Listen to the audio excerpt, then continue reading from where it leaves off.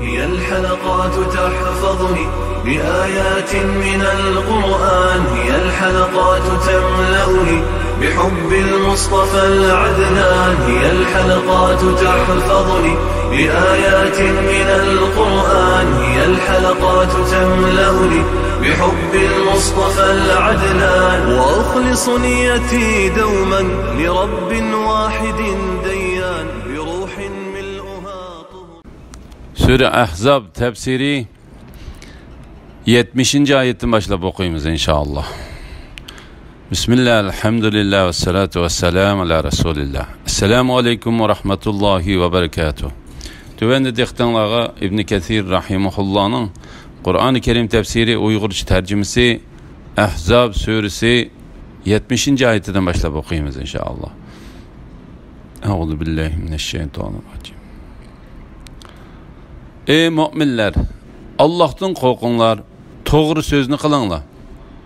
Allah sizlerning amellaringlarni tuzaydi, ya'ni sizlarni yaxshi amallarga muvaffaq qiladi.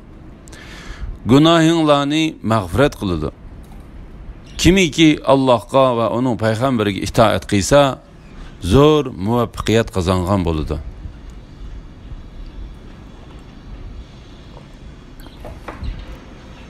Mu'minlarni taqvodorlik va rostchilikka buyurish to'g'risida.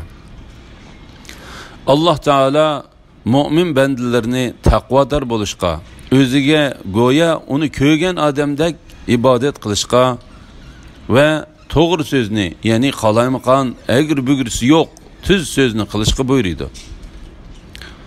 Agar ular shunda qilsa, Allah Teala uning badaliga ularning savob uchun ularning amallarini tuzaydiganligini, ya'ni ularni yaxshi ishlarga muvaffaq qildiganligini, ularning ilgirki gunohlarini mag'firat qildiganligini va'da qildi.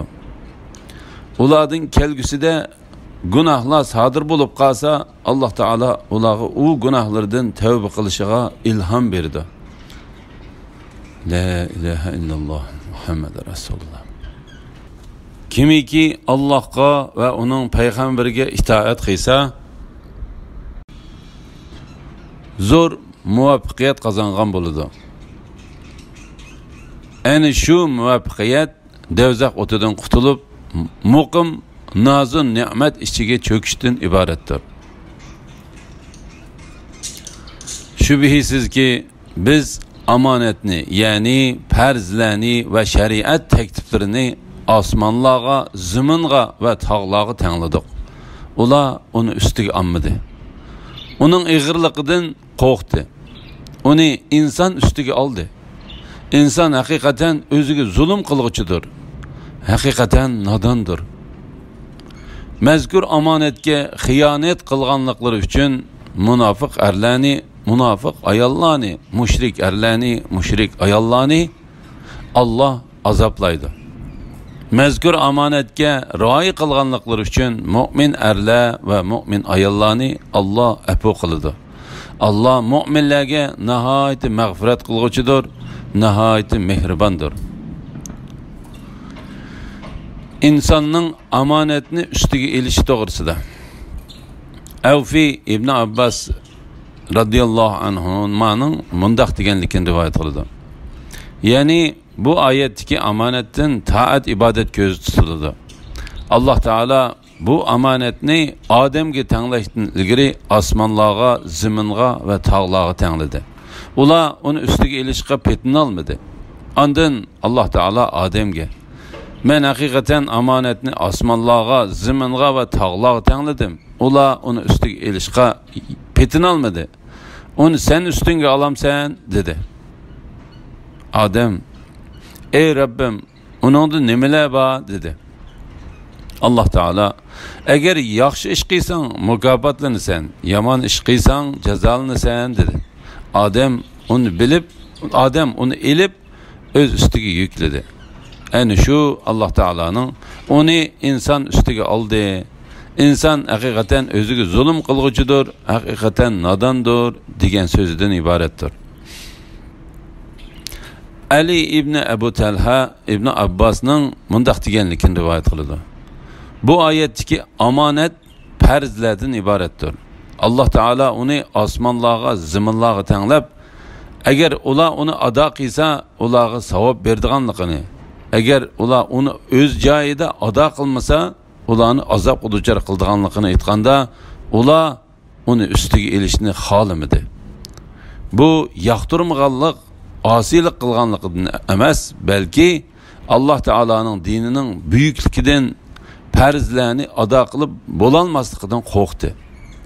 Ondan Allah Taala uni odamga tangladi. U uni uningdagi narsalar bilan qo'shib qabul qildi. U Allah Taolaning bu so'zdan iboratdir. Uni inson ustiga oldi. İnsan hakikaten o'ziga zulm qilg'uchidir, haqiqatan nodondir. Ya'ni Allah Taolaning amridan g'aflatlidir. Mujahid, Said ibn Jubayr, Zahhak, Hasan Basri ve bir qancha kishilarmu bu oyatdagi omonat farzlardan iboratdir dedi. Boshqa tafsirshunoslar omonatdan toat ibodat ko'z tutiladi dedi. A'mash Masruqdan Ubay ibn Ka'bning mundaq deganligini rivoyat qildi. Xotin kishining nomusini saqlay olishimi omonatdir. Qatada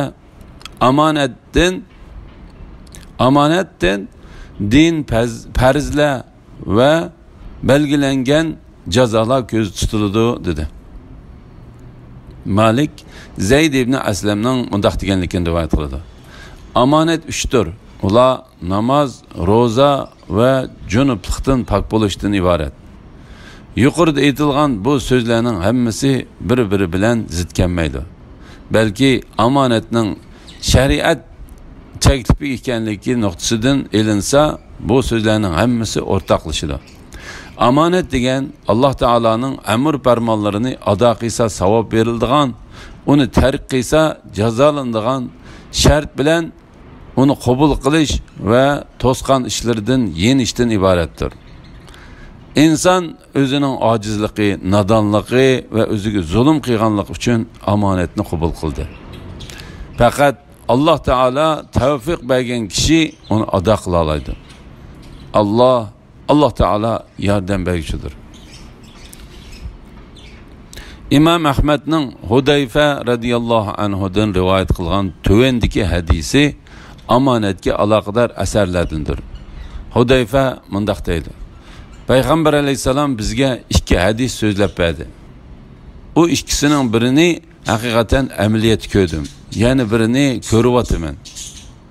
Payg'ambar alayhisalom bizga omonatning inson dillarining yiltizlarigacha tushganligini, ondan Qur'onning nozil bo'lganligini,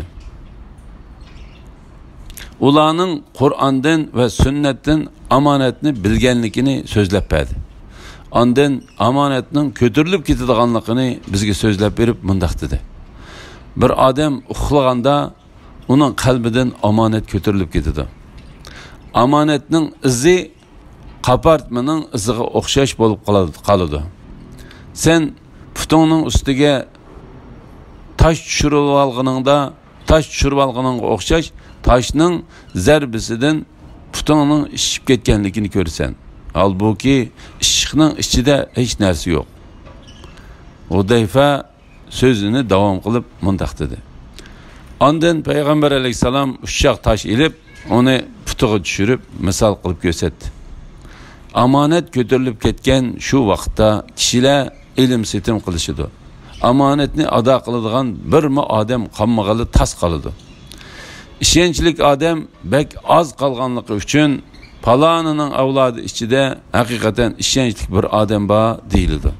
Hatta nayranvozlikda va aldamchilikda uchiga chiqqan bir adam u nima degan ishonchlik, nima degan aqlliq deb qaraladi. Vaholanki uning qalbida qishchaqliq iymon yo'q. Mening beshimdan sizlarning qaysinglar bilan ilim setik qilsam parvo qilmaydigan bir zaman o'tgan edi. Agar u musulmon bo'lsa, uning dini uni albatta yenimga elib keladi. Agar u nasara yoki yahudi bo'lsa, uning sadaqatga mas'ul odami uni albatta yenimga ilib keladi. Ammo bugungi kunda sizlardan faqat paloni va pustoni bilanla ilm setim qilaman. Bu hadisni Imom Buxoriy va Muslim rivoyat qilgan. La ilaha illalloh Muhammadur Rasululloh.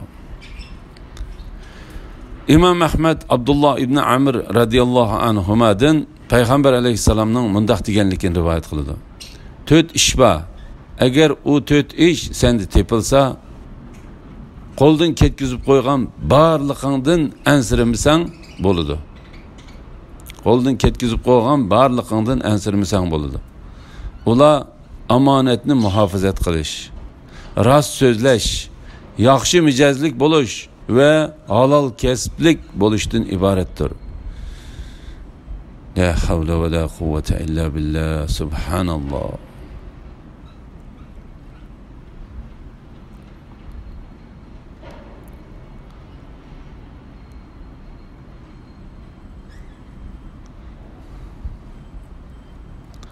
Amanetni üstüge ilişinin neticesi doğrusida. Mazkur amanetga xiyonet qilganliklari uchun munofiq erlarni, munofiq ayollarni, mushrik erlarni, mushrik ayollarni Allah azaplaydi. Yani Adem avlodiga haqiqatan amanet yüklendi. Bu amanet şeriat tekliflerinden ibarettir. Ularning ichidan musulmonlardan qo'rqib iymonni oshkor qilgan, ya'ni tilining uchida iymon etgan, kofirlar egishib kufrini dillarida yo'shirgan munofiq erlarni va munofiq ayollarni ichiteshi Alloh taologa shirik keltirish, Alloh taoloning payg'ambarlariga muxolifatchilik qilish bilan to'lib ketgan mushrik erlarni, mushrik ayollarni Allah azaplaydi. İnsanlardan Allah Teala'ga, Allah Teala'nın periştileriga, kitaplarga, peygamberlerge iman etgan, Allah Teala'ga itaatmenlik bilen yaxshi amellerini qilgan mu'minlarga merhamet qilish uchun mu'min erlar ve mu'min ayollarni Allah afu qildi. Allah mu'minlarga nihayet mağfiret qilguchidir, nihayet mehribondir. Elhamdülillah. Şunun bilen Sure Ahzab'ның tefsiri tügüdü. Cemi hamd sana ve medhiye Allah Teala'ga mensuptur. Kiler qitimda Sure Saba 1. ayetinden başlap okuyumuz inşallah. Ve sallallahu ala Muhammed ve ala alihi ve sahbihi ecma'in. Esselamu aleyküm ve rahmetullahi ve berekatuhu.